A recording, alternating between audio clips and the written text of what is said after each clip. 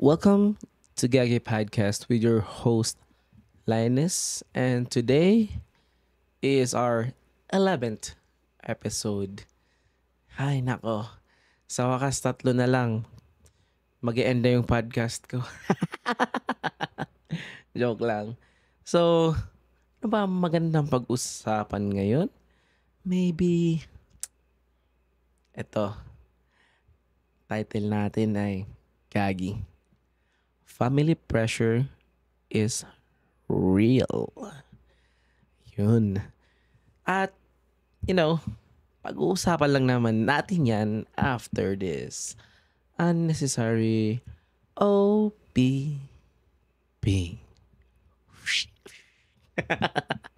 Alam kong may jowa na siya. Pinabayaan na nila ako. Gagi Podcast. Podcast! Gagi Podcast. Gago pa ako. Malamang.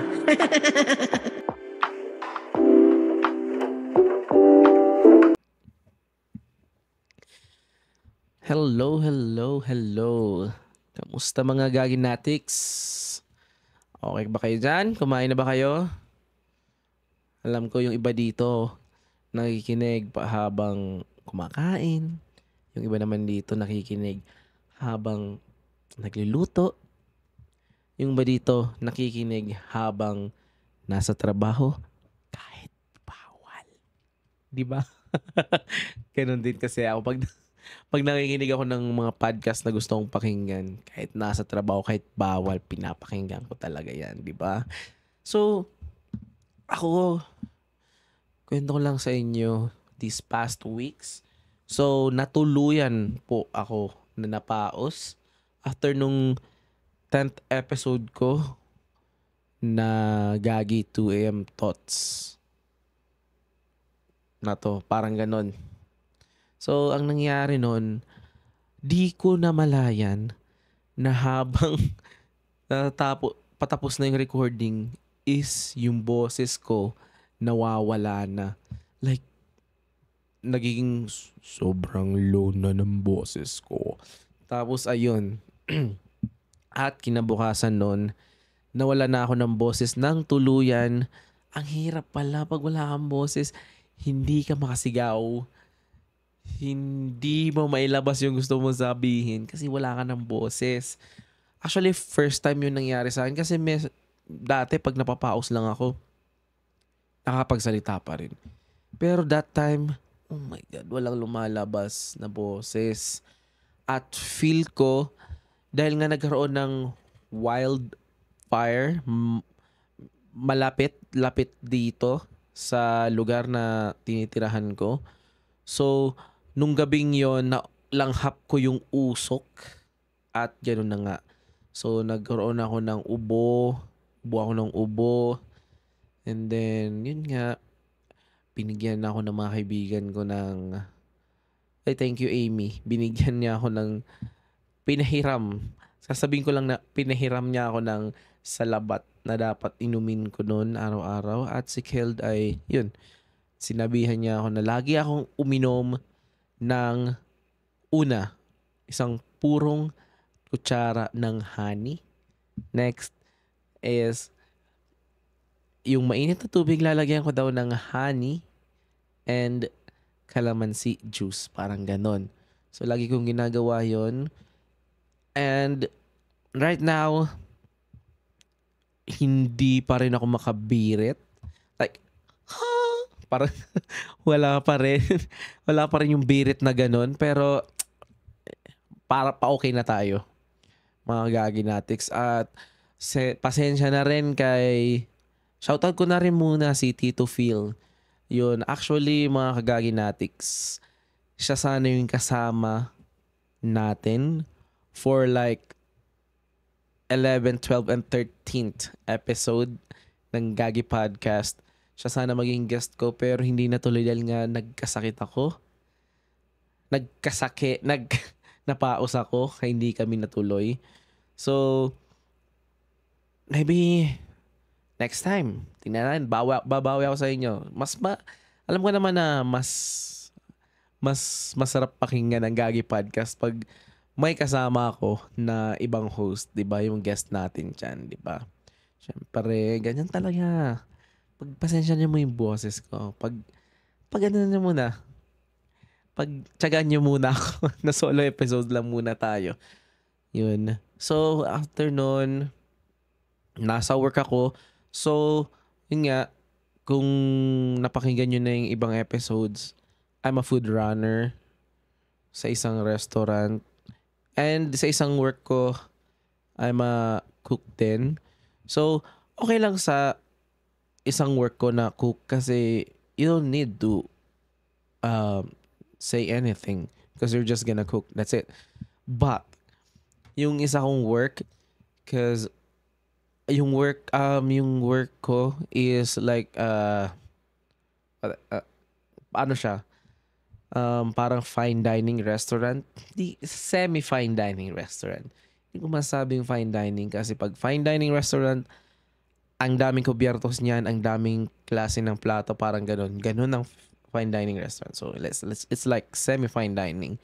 Kasi dun yung mga, ano lang naman kumakain sa amin, yung mga investors. Well, investors. Yung mga may mga pera, celebrities doon. Hindi ko na muna sasabihin ko nung paano ng restaurant na pinagtatrabahuhan ko. Pero ganun ka high-end kahit hindi siya super fine dining. Parang ganun. Tapos, syempre kasi yung restaurant na pinagtatrabahuhan ko, the dress code is be smart. Yan yung ganun. Dapat yung look mo smart katignan. Hindi yung kung ano-ano na lang yung suot mo. Di pwedeng ganun. So, dapat presentable. Yun. Kung sa Tagalog, dapat presentable ka. Ganun. So, yun nga. And then kahapon, update ko lang kayo, mga kagaginatics, about my weight loss journey. So, nag-start ako ng 192, right? And then, on my 7th day, nagbumaba yung timbang ko until 187 something. Yun. And then, kahapon, nagtimbang ako. It goes down to 184.1 pounds. So, oh my God. Within just 2 weeks, almost 10 pounds na yung na-lose sa akin. So, thank you. Thank you sa mga sumusuporta dyan na kahit yung mga alam mo yung mga simple message lang ba na pampamotivate. Okay na yun eh. Hindi ko kailangan ng pera, hindi ko kailangan ng kung ano.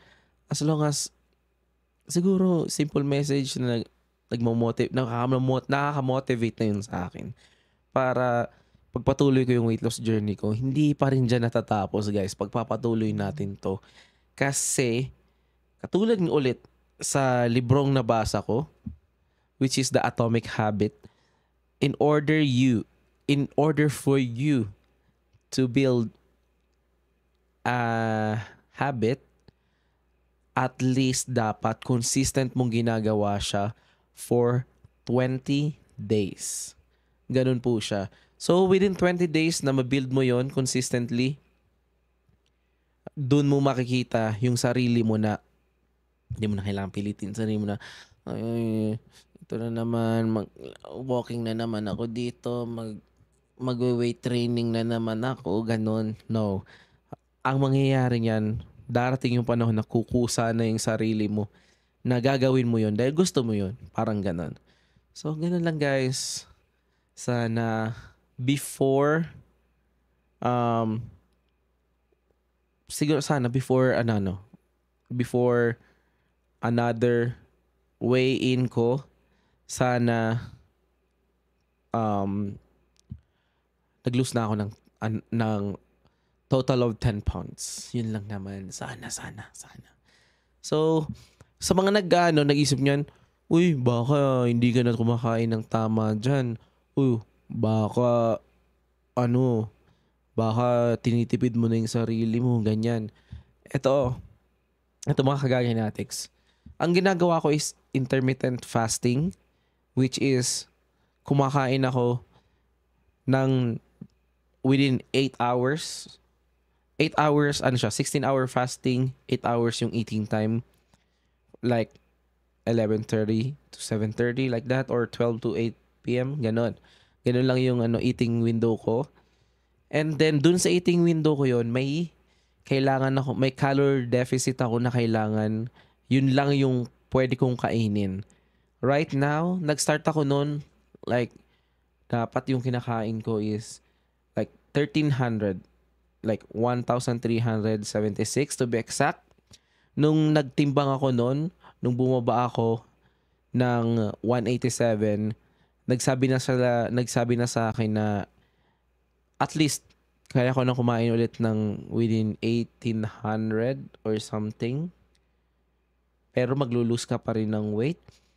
Ang ginawa ko noon is I stick to 1,300 kasi pero hindi ko mga gaginatics, di ko pinapabayaan yung pagkain ko. As in, I can still eat whatever I want. Like, kung kakain ako ng burger, kakain pa rin ako ng burger. Yun nga lang. Kailangan kong i-calculate yung calorie ko. Parang ganun. Hindi ako pwedeng sumobra. So, yun na, as the time goes by, sabi ko, oh my God, parang mas kailangan ko ng protein. So, ang ginagawa ko, in the morning, ang una kong meal talaga is not a food. So, it's a protein shake. Parang ganun. So, isa siyang protein shake or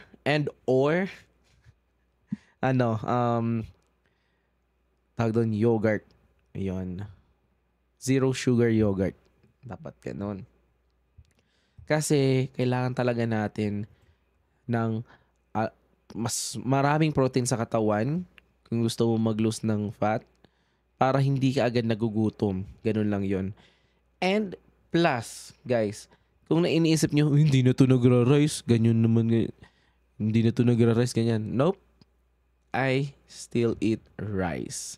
Whatever I want. Yan nga sabi ko kanina. Whatever I want. Kahit ano, kakainin ko. As long as pasok siya sa calorie deficit ko. Ganun yun. So, as of now, happy ako sa nakikita ko. Like, kung isipin nyo yung pang second week ko na weigh-in, parang konti lang yun babawas, guys, di ba? Kasi may ginawa pa akong kamalian. Nagkaroon po kasi ng gathering between friends. And then, kumain lang naman po kami nag-ihaw-ihaw lang naman po kami at kumain ng dinner ng sabay-sabay. So, medyo na parami yung kain. Lumampas ng konti sa calorie deficit. Like, di ba sabi ko doon, at least 1,800 yung next ko noon na ibawas. So, nangyari noon, lumampas ako. Like, konti lang naman. Like, 1,900. Ganon, parang ganon. So, yun lang. Nakakalungkot lang. Pero, at least, nabawas ko pa rin.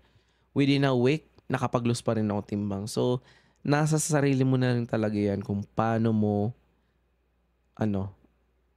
i-maintain yun. Like, disiplina sa sarili. Ganun lang yan. Siyempre, marami pa rin tao na hindi maniniwala sa'yo. Simula lang yan. Di naman yan tatagal. Babalik din yan sa dati. Yep. It happens all the time. Pero, not this time, guys. Kasi, I'm already 34 years old. Tanda na. Kaya kailangan ng alagaan yung sarili kasi gusto ko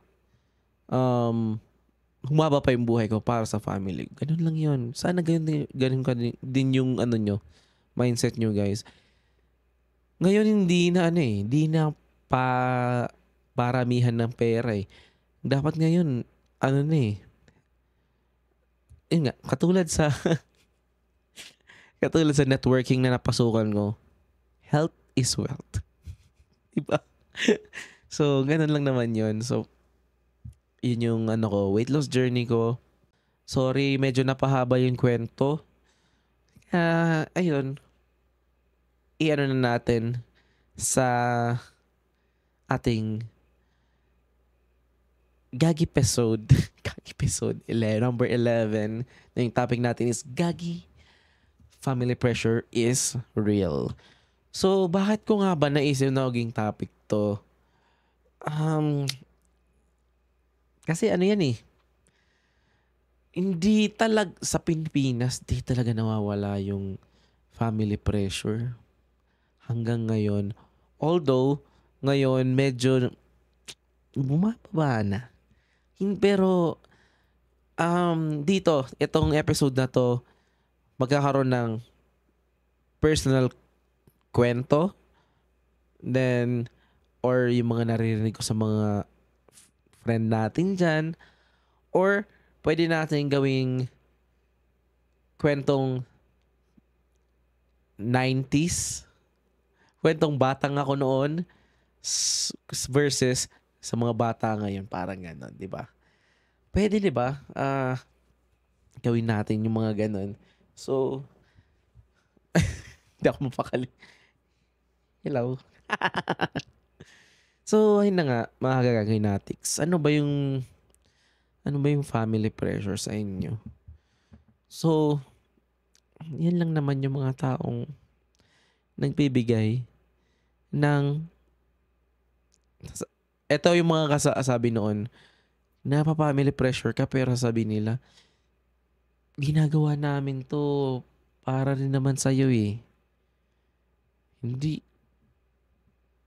Para sa kanila, it's some kind of advice. Para sa kanila, nakakatulong sa nila. Like, para sa kanila, tama sila. But, the real thing is, no. Kami siguro yung mga kaidaran ko siguro yung nag-start na nang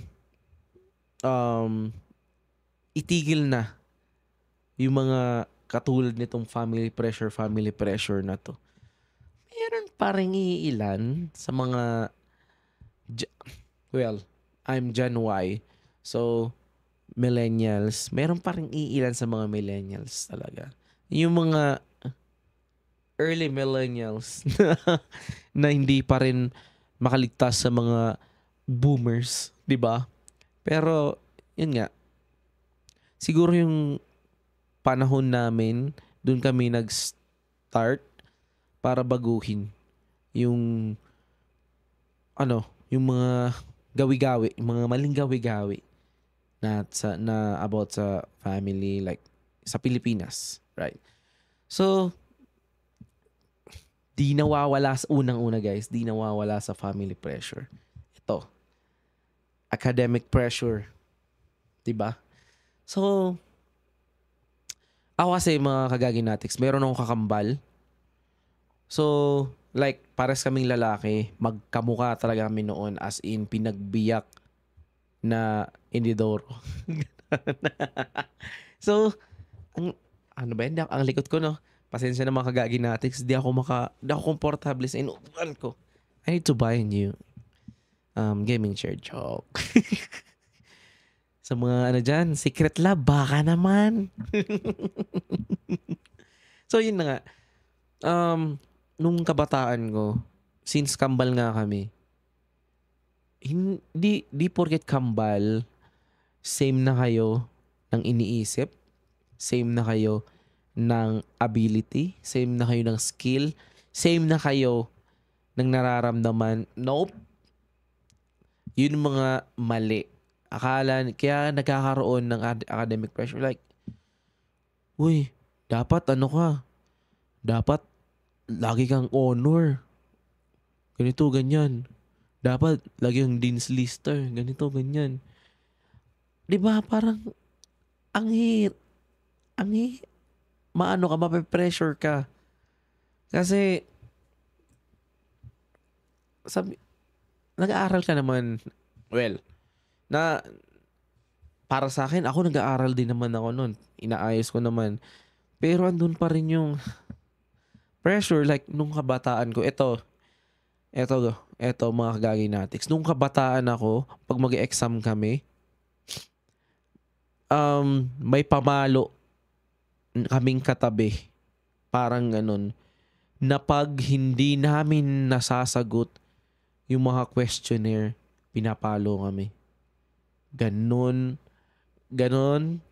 kami nape-pressure sa academic. Kaya, siguro, ayun, honor student. Hindi naman yung first honor or something, pero honor student. Parang ganun. Ewan ko ba. Ang hirap, oh my, naghirap ka naman. Nasaktan ka naman. Parang, anong ba yan? Parang lagi ka na lang talo, di ba? Parang walang freedom. Which is, I'm gonna compare it. Kasi may anak na ako. And she, like right now, she's 11 years old. So, academic pressure? Nah. For me, katulad, medyo nung nag-umpisa pa lang, ganun ako. Kasi yun nga kinagisnan. Like, dati, kasi yung kapatid ko mas matalino sa akin. Ganun. So, lagi akong kinukumpara sa kanya. Parang ganun lang. Like, oh, gayahin mo yung ganito. Gayahin mo kapatid mo, ganyan. Which is, at the back of my head, kung pwede lang magmura noon, ginawa ko na. Pero, what the fuck? Well, hindi mo kaya sabihin yon kasi bata nga pa. Well, pero, anong sa akin? Trauma ba? Pwede din, di ba? Di nila alam yon at wala silang pakialam doon. Which is, muntik ko na yun may pasa sa anak ko. Which is, mabuti na lang napigilan ko kasi, oh my God. Sabi ko, ayokong maramdaman ng anak ko yung mga naramdaman ko noon. Gusto ko, kung papasok siya sa honor, dahil gusto niya. Gusto ko, gusto ko, gawin niya lang kung anong gusto niya. Parang ganun. For me, kung ayaw niya pang magseryoso mag-aral, it's okay. Kung gusto niya magseryoso, thank you. Parang ganun lang din yon. So, ang sinasabi ko lang sa kanya is, pag pinagbutihan mo yung pag-aaral mo and maganda yung grades mo, may reward. Doon dapat tayo. Dapat lagi may reward. At meron tayong inaanong reward na nakahanda. Pag gumawa sila ng like, good job. Pag good job, may reward. Siyempre, parang ganun. Pero, walang punishment. Like, siguro yung punishment, walang reward. Parang ganun. Like, syempre, as a kid, pag naisip mo, ay, walang reward. So, pag hindi ko inayos, pag hindi ko inayos, okay lang din naman. Pero, wala akong makukuha. Pero, pag inayos ko, meron akong reward. Like, pwede akong mag-ask, like, pwede akong bilhan ng ganito, makukuha ko. Dapat ganun yung mindset, di ba? Hindi yung, may time noon mga kagaginatics, first time in my life, nagkaroon ako ng line of 7. Sorry ha, kasi nga, dahil to sa academic pressure, di ba? So, first time in my life, nagkaroon ako ng 79 na grade. Yan yung pinakabababa, gaginatics. Grade ko sa English is 79 nung third year high school ako. Halos, di ko na alam. Ang dami nang nasabi. Nag-79 lang yung grade ko. Tapos, I don't know, kung sino-sino na mga sinisisi. That time kasi may girlfriend ako noon. Parang inano na nila na, oh, tigil mo na yung girlfriend na yan. Baka yan yung nagpapaano ng pag-aaral mo. Nope. Bakit? Wala namang ginagawa yung girlfriend ko noon, dati. So, it's on me. Parang ganun, ba't may papasa sa iba yung kamalian ng isang tao, di ba? Parang, come on. Which is, hindi ko gagawin yan. Hindi ko gagawin, sana ko yan. So, di ba? Ang laki ng difference sa academic pressure noon and ngayon. Kaya, I don't know. Nung nag-college ako, parang, kasi nagpaaral na sa akin noon is yung lola ko from my father's side. Kasi nga, di naman kami pag-aralin ng lolo't lola ko on my mother's side ng sabay kasi nga, dahil hambal kami. So, ang nagpaaral sa akin at nagpatapos sa akin ng college ay yung sa father side ko. Which is thankful ako. I don't know, hindi ako expressive na tao. Kung nakikinig man kayo, thankful po ako. Thankful po ako kung ano man. Kaya if ever may something, wag nyo akong hingian kusa ako magbibigay. Ganun lang yun. I'm so thankful. Yun yung sinasabing walang hinihinging kapalit. Diba?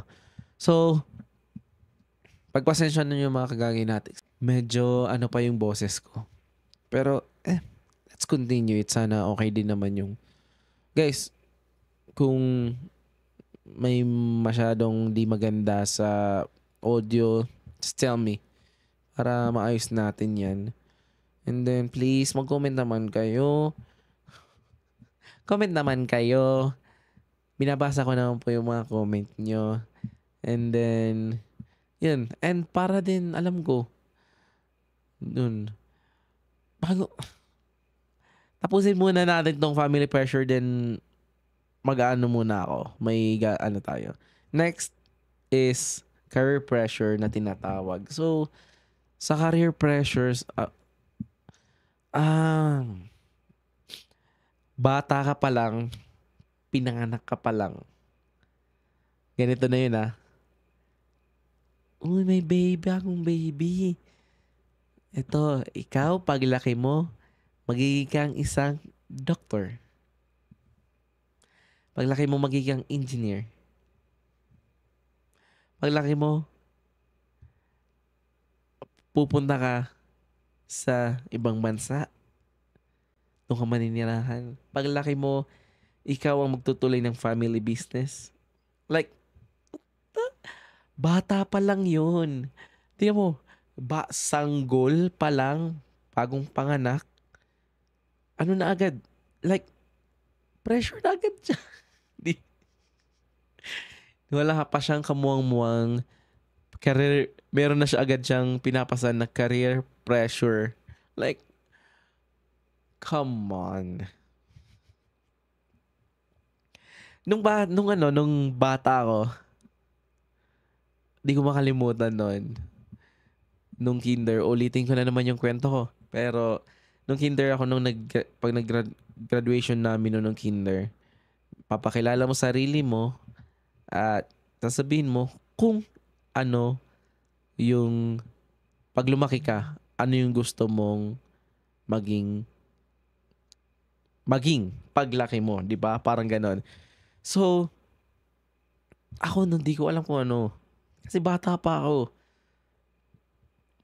Pero, andyan yung sulsol. nung akit na ako, ang sinabi sa akin, ang sabihin ko daw ay doctor. So, nung bata ako, sinabi ko, My name is Linus Luis Toriano. I am blah blah years old. When I grow up, I want to be a doctor. Alam ko na ba ang ibig sabihin ng doktor? Yap, alam ko ng doktor. Yan yung laging nakaputi na may stethoscope.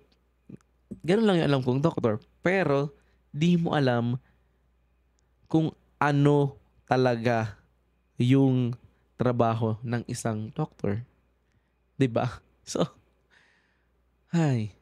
Meron pa ng mga kaklase ko, I want to be a policeman, I want to be a nurse, um, I want to be part of the military, parang ganun. Tapos, I want to be a pilot. Nasaan na sila ngayon? Pilot na ba? Policeman na ba? Nope. Ako, ang tas nagkaroon kami noon ng nung high school ako, fourth year high school, karoon ng seniors night, diba? Siyempre, hindi naman wala yung JS prom. Pero wala kaming JS prom noon, so seniors night lang. So, nung time na yon, kailangan mag-submit ka ng, for example, after 10 years, magiging ano ka. Parang ganun. So,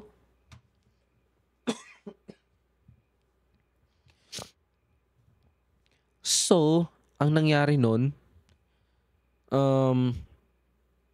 di ko alam ba't, pero naisip ko, I want to be a chef. I don't know why, but yun yung lumabas. May tinatawag yun eh. Testimonial ba tawag dun? Testimony? Parang ganun. Basta ganun yun. May mga kabatchmate kami, mga sikat, gano'n naman talaga, na sila'y magbabasa. Yan, ang testimony yata yun, tawag doon. For example, meron kaming 4 na section sa 4th year. Lahat yon may representative. Tapos, iisa-isahin nila yung mga classmate nila at babasahin nila in like a parang story or something, iwan, na, yun, na ito si Linus is gonna be a chef like this. Like, oh, di ko alam bakit yun yung pinili ko. Kasi nung time na yun, marunong ako magluto.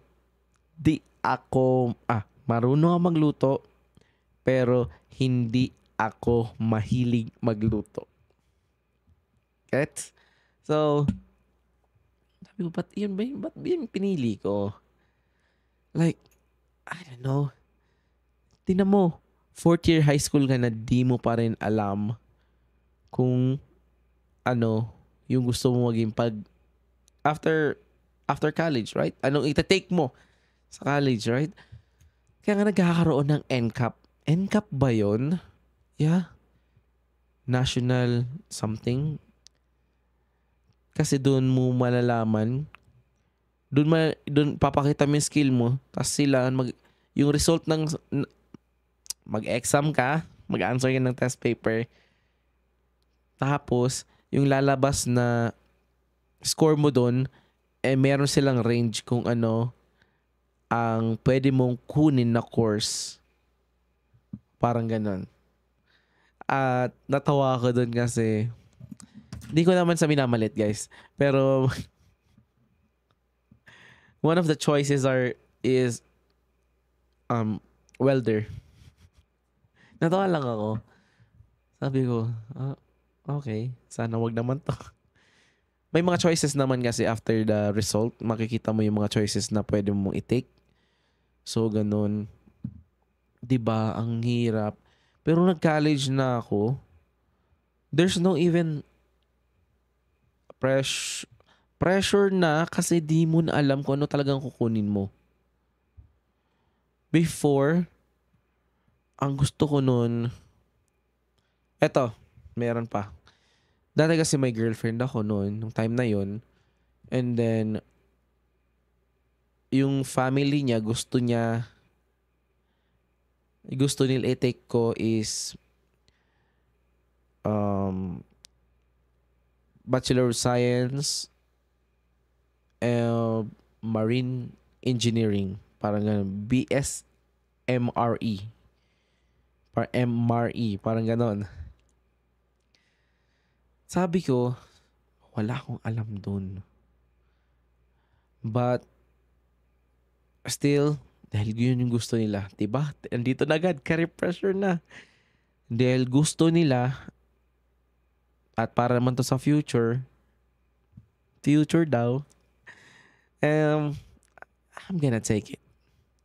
Pero nung nag-break na kami, nung nangyari yun, di pa nga yata 2 buwan nung nangyari yun, and it's already like bakasyon na, kailangan ng mag-isip kung saan ka magte-take ng entrance exam, parang ganun. It's like, oh my God, saan ba talaga? Ano ba talaga kukunin kong course? Nung nag-break, actually, nag-take ako noon nag-take ako noon, pumasa naman ako ng entrance exam. Pero parang sinayang ko lang yung oras ko na nag-take ako doon. Parang ganun. Kasi nga, yun yung gusto. And then, nung nag-break kami, it's like, I don't wanna pursue it. Like, gusto ko, ayoko na ganun. At eto na naman, yung sinabing, ganito na lang. Dahil ito yung sikat ngayon, nung time namin po, mga kagaya natin, yung time ko, ang sikat na kurso na pwede mong kunin ay HRM and nursing. So, tinanong kami ng kambal ko, one of us is gonna go nursing, one of us is gonna choose HRM, parang ganun. Which is, okay, HRM, let's go. HRM. So, I took it. At first, iba pa rin pala. Kahit hindi mo gusto yung isang course, pero kung pinag-aralan mo, matututunan mo rin mahalin eh. Parang ganun lang yan eh. Parang pagmamahal lang. Diba? Parang, sana. Diba? Parang, tutunan mo talaga siya. Kasi, yung HRM, nung pinag-aralan ko siya, nagustuhan ko talaga siya, promise. Lalo na yung cooking. Kasi marami kang matututunan, as in. So, kami noon, nung HRM na ako, nag-HRM na ako, every end of semester, kailangan namin mag-take ng TESDA. So, ang di po makakalimutan nun, first year, housekeeping, ang ano namin nun, ang second sem namin nun ay front office. So, after the end of every sem, kailangan namin mag-exam ng TESDA. Para daw, advantage na yun, parang ganun. So, I passed housekeeping, I passed front office. Di ko, basta meron nun, commercial cooking, bartending, and then, ano pa ba yun? Yun lang meron pa eh. Ay, yun lang. Yun lang 4 yung tinik ko. Out of 6, I think. Yun lang yung 4 na tinik ko at pinasa ko.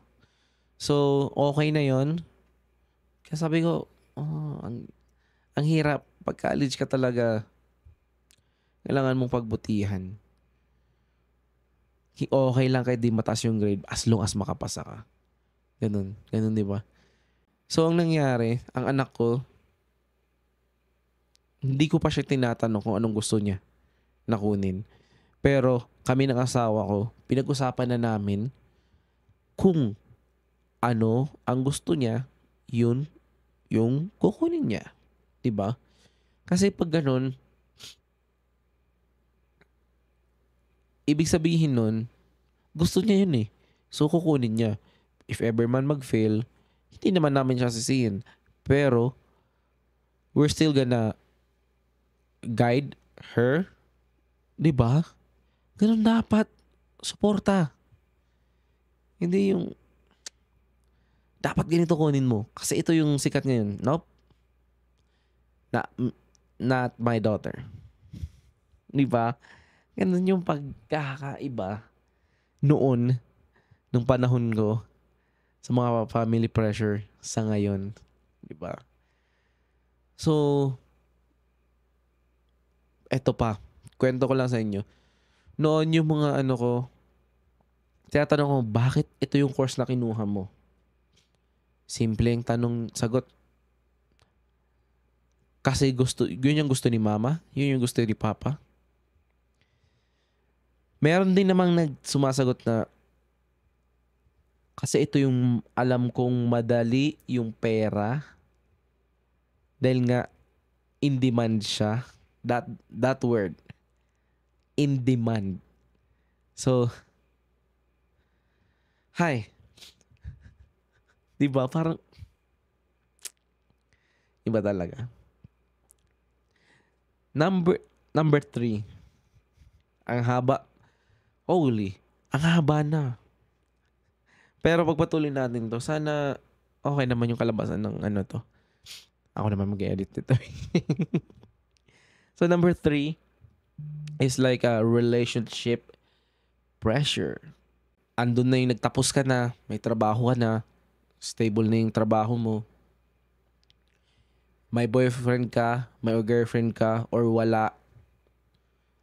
Pero andun na yung mga taong ito na naman. Magdadagdag na naman sila ng panibagong pressure sa buhay mo. Which is yung tinatawag na, uy, kailan ka mag-aasawa?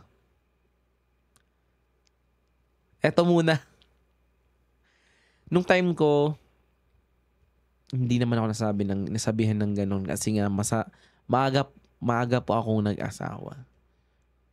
Like, nagkaroon po ako ng anak ng 22 years old, but I'm already on my right age na ako noon, 22 years old. Pero still, andun pa rin kasi yung dapat ready ka. Which is, we're not ready that time. 'Di ba? So, iba pa rin yun. Pero yun, paano yung mga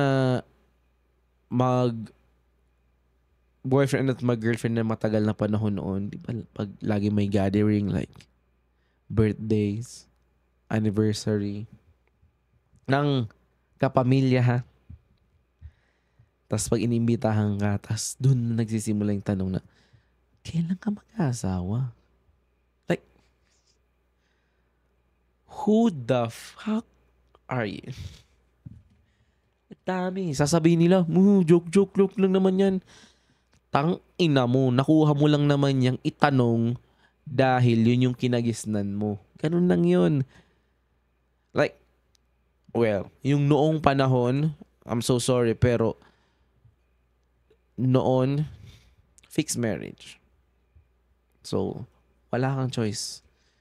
Lagi kang pinagkakasundo ng magulang mo. Ganun. Yun yung sinasabing, kailangan mag-asawa. Sila yung naging nape-pressure kaya sila na naghahanap ng kamatch mo. So, ganun. What if wala kang single ka? Uy, kailangan. Tapos yung edad mo, ang tanda mo na. Tapos, ano, sa taduin ka na, kailan ka magbo-boyfriend? Kailan ka mag-girlfriend? Kailan ka mag-asawa? Like, I'm single. Parang, I want to enjoy my life. Di ba pwedeng ganun? Di ba? Noong panahon namin, ganun eh. Like, kaya minsan, ang hilig namin hindi dumalo sa mga parties, sa mga ganyan na gatherings. Kasi nga, andyan yung mga tita, tito mo na walang ibang ginawa kundi tanungin ka ng ganyan. I'm right. 100%. Fuck. Eto na. Dito rin. Nagkaka-pressure din sa relationship pressure. Yung pag mag-asawa na kayo, tapos hindi kayo magkaanak pa. Andun yung papa itatanong sa'yo na, kailan ka magkakaanak? Ano yun? Like, kaya nung panahon, maraming nasasaktang babae or lalaki or ganun. Uso din yung word na, kaya siguro hindi kayo magkaanak kasi baog ka, ganun. What the fuck? Ang hirap, no? Noon, nung panahon na yun, lagi kang nape-pressure na kailan ka magkakaanak, kailan ka magbo-boyfriend, kailan ka mag-aasawa. Come on. Di ba ang hirap nun? Like, natatawa na lang ako kasi ngayong panahon na to, my body, my rules. Parang ganun na. Ba't single ka? Ang sagot dyan, I'm still enjoying it while I'm single. Ganun lang yun.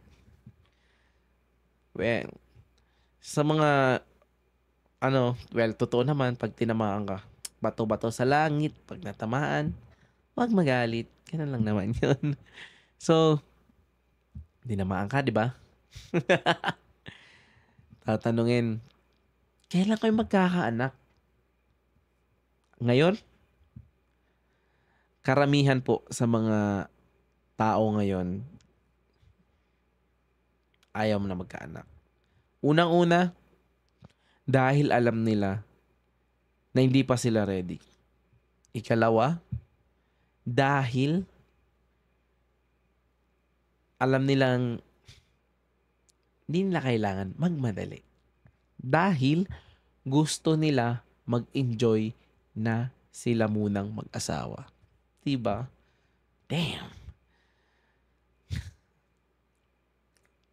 Well, hindi ko ipipressure yung anak ko sa mga ganyang relationship goals. Kung pwede nga lang din na siya mag-asawa, joke. Mas matutuwa pa ako.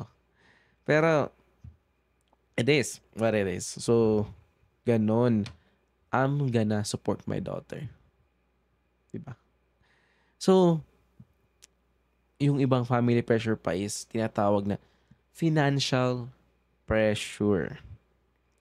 Ito, medyo ayokong pag-usapan to kasi ewan, like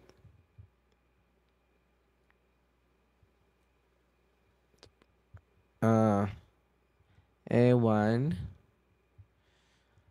Ito kasi yung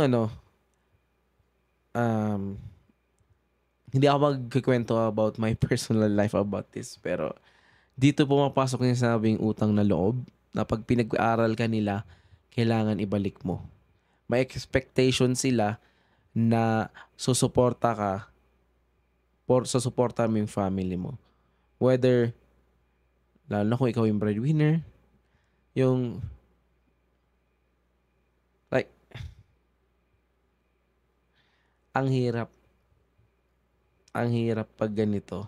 Financial pressure na kailangan mong tumulong kasi sila yung nagpagod para sa'yo. Kung may mga magulang kang ganun, di ba ang tawag nun is ginagawa ka nilang retirement plan, which is ay. Ang hirap lang dito. I'm gonna cut it short about this financial pressure. Pero kayo, mga gaginatics, kung gusto nyong mag-comment about financial pressure, share nyo na lang. Basahin natin yan sa next episode. Pero, yun nga. Right now, for me, ang utang na loob talagang nakakasira sa isang family. Ganun. Pag, pag, pag tumulong ka, kusa, hindi yung kailangan dahil alam mong may babalik. No. No. That's not it. Like me, gusto kong makapagtapos yung anak ko. Gusto kong makahanap ng magandang trabaho yung anak ko. Gusto kong magkaroon siya ng magandang pamilya. After that, nope. Wala kaming ini-expect na kapalit. Like, hindi ko kailangan yung pera ng anak ko. As long as kahit mag-pay a visit. Pay a visit is okay. And ganun, masaya na ako sa ganun. Hindi ko kailangan yung pera.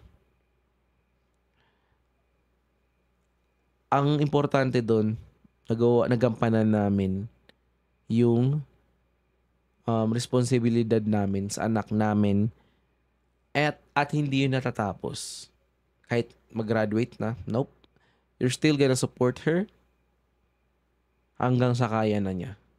Kahit nga kaya na niya andyan dapat pa rin kayo para mag-guide.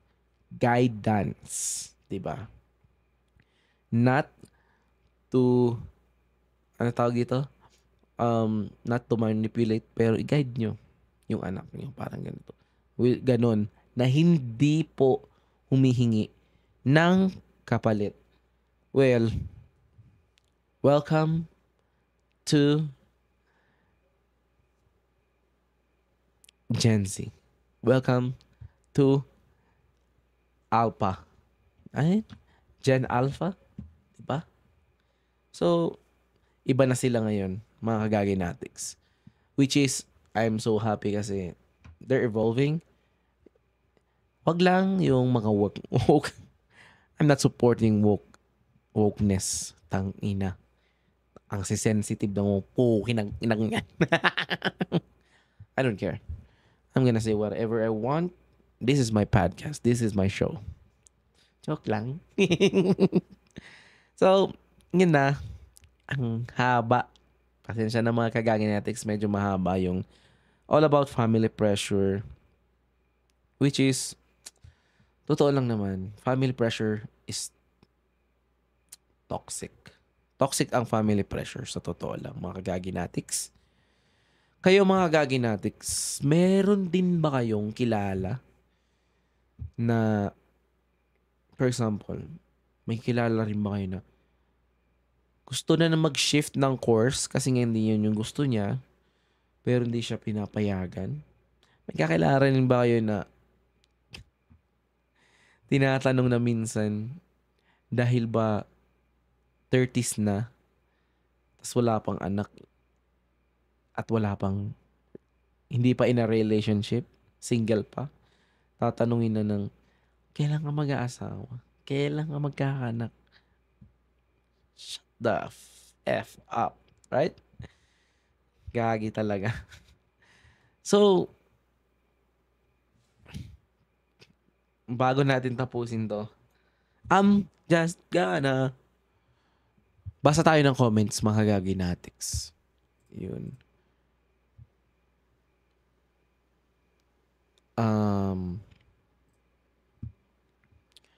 Unahin natin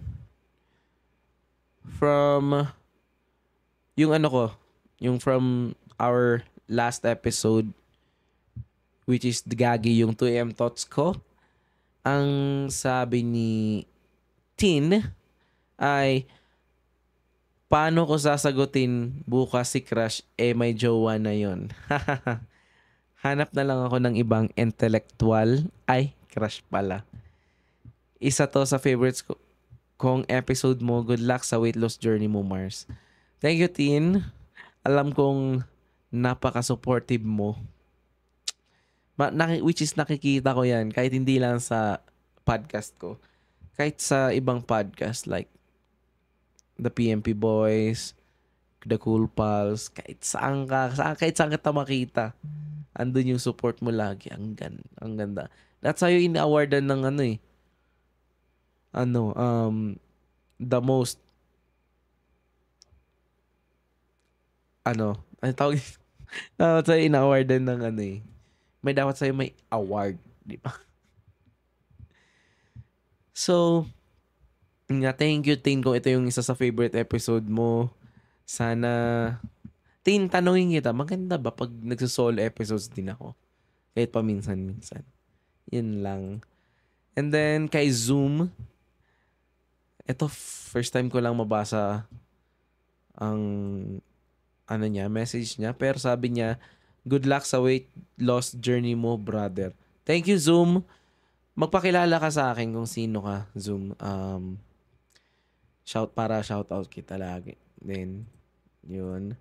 Syempre, speaking of shout out muna natin. Umpisa natin. Taga Bicol Podcast, Bontin, and Christoph.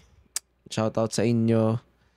Sana magkaroon ulit ng time para mag-record ulit tayo. Nakakamiss makipagkwentuhan, magtawanan ng kasama kayo.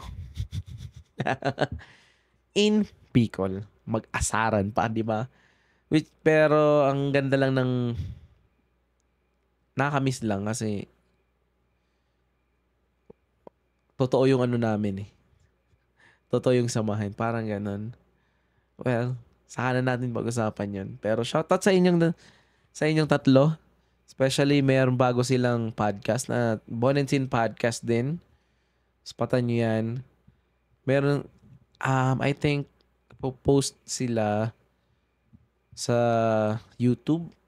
Hindi ko alam. Pero yun yata. Mas nagpo-focus sila sa YouTube. Hindi sa Spotify. Yun. So, I'm still waiting sa mga bagong post nila. Kung ano, hindi ako, pasensya na kung hindi ako ng YouTube, nakikinig. Spotify lang talaga kasi. I don't know, para sa akin yung YouTube, not for not for yung panonood ko ng yung nanonood ako, no. Gusto ko pinapakinggan lang yung podcast. Parang ganun. Pinapanood ko lang siya pag may magandang nangyayari na hindi na kailangan mong panoorin talaga. May mga Then, shoutout din sa, unahin na natin, The Original Podcast with Martina, kay Maring Martina. Thank you Martina talaga sa support. Ramdam na ramdam ko. Joke. Thank you sa'yo. Spatan nyo, ang ganda ng podcast ni Martina. As in, parang genuine. Parang ganun. Yung masasabi kong para kanyang kinakausap. Yun lang. And then, so, syempre, huwag natin kalimutan. Pinoy Memeology Podcast na pinangunahan ni Juan Cancer PH at ni Lawrence. Shout out po sa inyo. Sa kanila naman, thankful ako kasi dahil sa community nila, hindi madidiscover yung Gagi Podcast. Hindi dahil sa kanila, parang nagkaroon din ako ng new virtual friends. So, syempre, pinakauna ko naging virtual friend ay si Martina. Yun. At sila yung mga sumunod. Kasi si Martina yung nagpakilala sa akin sa Pinoy Memeology Podcast. At nagustuhan ko kung ano man yung content ng podcast nila. Kasi nakaka-relate ako. Ganon din ako. Ganon din ugali ko. Parang ganon. So, hi. Ang masabi ko lang sa kanila, please, make it 1 hour or more per episode. 3 naman kayo eh. Kaya nyo na yan. Saka hindi naman kayo nag-i-edit eh. Nakamiss lang. Sana makapag-guest ako ulit sa inyo. 'Di ba? And then, syempre kay Tito Phil, isang ano bang dito? Isa siyang member din sa doon siya din siya sa community ng Pinoy Memeology na kilala ko. And nalaman ko siya ay taga Bicol din. Yun, which is may common na agad kami. And then meron po siyang drone shots. At check nyo rin yung ano niya po, yung account niya sa FB. Yun. Makita niyo mga drone shots dun. At sino pa ba ang shoutout ko? Oh, this past days, nagpo-post ako sa community ng The Cool Pals and Kabobo. So, natuwa lang na si Sir GB nagre-react sa mga post ko. So, thank you, Sir GB.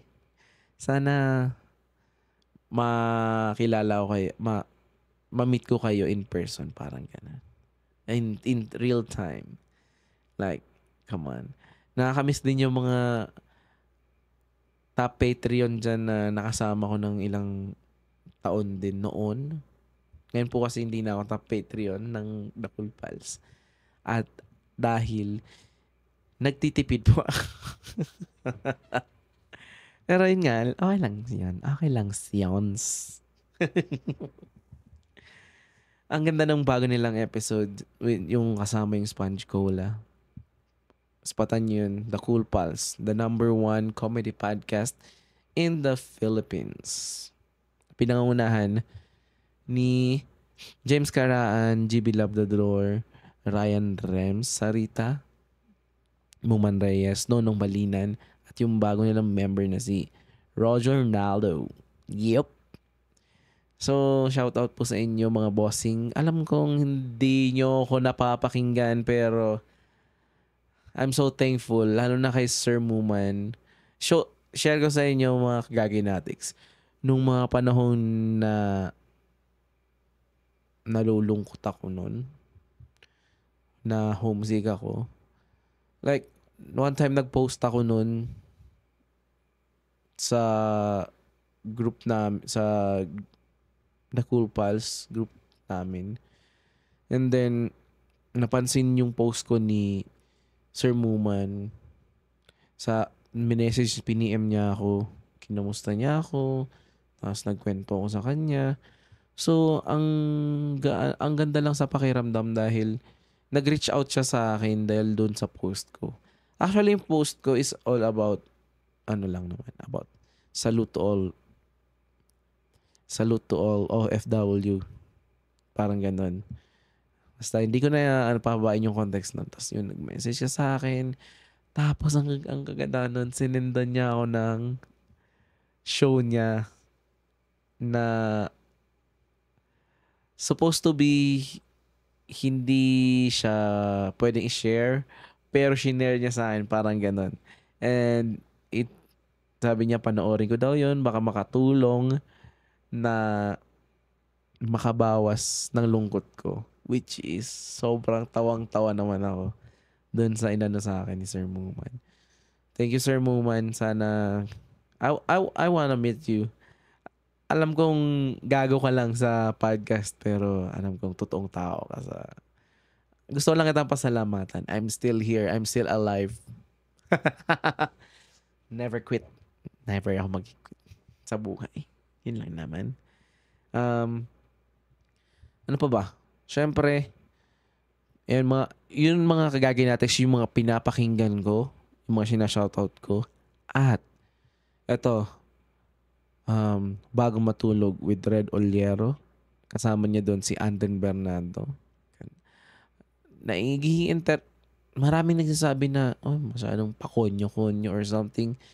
Parang matalino daw yung usapan. Pero for me, I'm enjoying it. Like, kung hindi nyo gusto, di wag. Pero ganun lang yun. Huwag kayong mag-comment ng kung ano-ano. Pero ako kasi nag-enjoy ako. So, pinapakinggan ko talaga. Di pwedeng hindi ko pakinggan ang Bago Matulog with Red Oliero and Anton Fernando. Di ba? And then, isa pa sa mga podcast na pinapakinggan ko, syempre, hindi naman po, may, gusto ko yung kagaguhan, kakupalan, pero may learnings. At dyan yung Intellectual Wall with Victor Anastasio, di ba? So, si Sir Vic, ano siya eh, solo podcast din siya. Pero, ang ganda ng mga inputs niya, ewan, pang matalino talaga, pang atinista eh. Wala akong ganun. Ako kasi umabot din ako ng umabot ako ng 1 hour sa podcast, pero walang kwenta yung mga sinasabi ko. Compare mo yung 30 minutes na nagsalita, pero ang ganda ng context ng pinagsasabi niya, 'di ba? So, yun lang naman, shout out. And syempre, hindi ko makakalimutan, shout out ulit kay Bossing Ray and Joy Ann. At lagi ko itong isa-shoutout hanggang sa ikasal kayo. Lagi ko sasabihin na advance congratulations sa inyo. Thank you kasi nag-send sa akin si Boss Ray ng message all about my journey nga. Weight loss journey. And yun, thank you sa message. Na-touch ako doon. And yun, miss ko na kayo. Isa rin sila po sa tinatawag na virtual friend ko. Hindi ko pa sila nakikita in person, pero well, nakita ko na sila through video, parang ganon, pero not in person. Pero I'm considering them as my friend. Hindi mo na talaga masasabi yung kung ikukumpara mo yung noon sa ngayon eh. Like noon, dapat physical. Pero ngayon, I have my virtual friends. Like, minsan nga, mas masaya pa ako sa virtual. Kasi parang may sarili kaming mundo or something. Pero, yun nga. Thank you. Shout out sa inyo. At kay Mel na taga San Jose, California. Shout out sa iyo. Pasensya na, Mel, kung hindi tayo masyadong nakapag-usap. Bawi. Ay, shout out ko rin pala yung mga kawork ko na naniniwala sa weight loss journey ko. Thank you, guys. I'm just gonna say it in English right now because you're a foreign. So, in order you to understand what I'm saying, it's like, thank you very much for supporting my weight loss journey and for understanding. Like, thank you. Thank you sa inyo. May mga kawork ka rin talaga na solid. Yun. And yung mga dati kong kawork din, shoutout din sa inyo. Oh my God. Thank you, guys. So, yun na nga. Let's wrap it, guys. Siguro, ang masabi ko lang, guys, dito sa episode na to, takeaway ko dito, ang family pressure is real. Pero end of the day, ikaw pa rin yung mag-decide kung ano yung magiging choice mo sa buhay. Diba? Andyan pa rin yan. Pero at the end of the day, nasa iyo pa rin yan, kaibigan. Nasa iyo pa rin yan, kagaginatics. And then, syempre, respect your family. Pero huwag kalimutan ang sarili. Diba? And, Gagi, huwag kang magpapapressure unless blood pressure. So, ayun, mga Gaginatics, kung relate ka sa family pressure na kwentuhan natin dito, share nyo naman yung experience nyo, malay nyo mabasa ko. And, kung gusto nyong mag-send lang naman ng letter para basahin ko, send nyo na lang yung send nyo sa linustoriano11@proton.me. Yun po. At andun magbabasa po ako ng mga letters. Right now, wala pang nagsisend, pero in the future, alam ko may magsisend. Thank you. So, hanggang dito na lang. Thank you very much. Oh, bago mag-end, I want to thank the Gaginatics. Kasi, oh my God, nagugulat ako. Like, ang dami nag-follow. Like, hindi ko inaasahan na ganito yung akala ko in a month, every month, isa-isa lang magpa-follow sa'yo. Pero, nagulat lang ako like, it's growing. Ayaw kong sabihin yung numbers kasi alam kong hindi lang kayo ito. Meron lang din mga nakakalimot mag-follow. Please, Gaginatics, please follow me in Spotify. And nagpo-post din po ako ng video episode ko sa YouTube. Hindi pa medyo huling-huli pa doon. Episode 4 pa lang yun. Pero tingnan natin in coming days kung makahabol. Pero ayun nga, mas pa-priority yung Spotify. Yun, Spotify baka naman ayun na. Listen on Spotify. So, yun lang. Huwag yung kalimutan i-follow yung page ko, Gagi Podcast with Linus. Yan. Sa Facebook yun. And then, ulitin ko, Spotify, Gagi Podcast with Linus. Thank you very much, mga Gaginatics. Hanggang dito na lang. Bawi tayo next time. Sana nakarelate kayo. Sana tatawa kayo, may natutunan kayo, di ba? Gagi, i-rate ka ba ang saya? Ang masasabi ko lang ay, smile before you play. Dapat pala sa umpisa palang sinabi ko yun, di ba? Hanggang dito na lang mga Gaginatics. Bye-bye! Ang mga kwento at opinion sa podcast na to ay base sa personal na karanasan, at kapiliwan ng host. Hindi to expert advice, legal guidance o sermon ng buhay. Kung may tinamaan, edi sorry, pero baka kailangan mo nitong marinig. Gamitin ang utak, wag mo puso. Listen responsibly, gagi ka rin eh. Gago pa ako. Malamang!